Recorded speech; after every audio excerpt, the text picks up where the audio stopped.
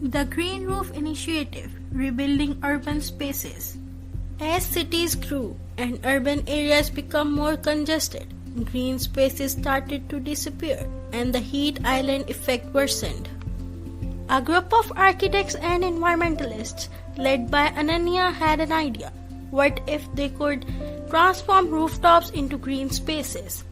Ananya and her team began a project to install rooftop gardens across the city. Their initiative not only helped reduce the heat island effect, but also provided fresh produce, improved air quality, and increased biodiversity. Slowly the movement caught on and more buildings adopted green rooftops.